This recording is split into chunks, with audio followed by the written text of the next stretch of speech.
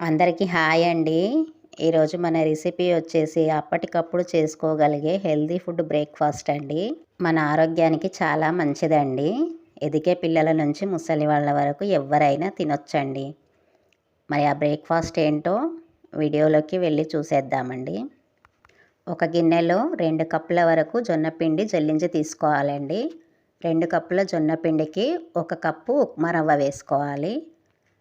అలాగే పావు కప్పు వరకు పెరుగు కూడా వేసుకోవాలి. 1 కప్పు వాటర్ వేసి ఉండలు లేకుండా కలపాలండి. కొన్ని నీళ్లు వేసుకుంటూ దోస పిండి కంటే కొంచెం చిక్కగా బ్యాటర్ ఉండేటట్టు కలుపుకోవాలి.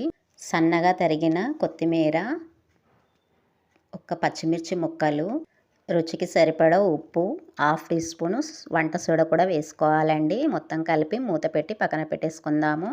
ఇప్పుడు చట్నీకి పచ్చి కొబ్బరి తీసుకోవాలి. అరగంట నానబెట్టిన 2 టేబుల్ స్పూన్ల శనగపప్పు, అలాగే కారానికి సరిపడా పచ్చిమిర్చి, కొత్తిమీర, కొద్దిగా పుదీనా, రుచికి సరిపడా సాల్ట్ వేసి ఒక చిన్న గ్లాసు వాటర్ వేసేసుకొని మెత్తగా గ్రైండ్ చేసుకోవాలండి.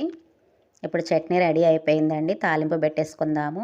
కడాయిలో 1 టేబుల్ స్పూన్ ఆయిల్, ఆవాలు, జీలకర్ర, మినపప్పు, శనగపప్పు, 2 ఎండుమిర్చి, గుప్పెడు కరివేపాకు, కొద్దిగా ఇంగువ వేసి తాలింపు పెట్టేసుకొని చట్నీలో కలిపేసుకోవాలండి. ఒకసారి పిండిని కలుపుకుందామండి.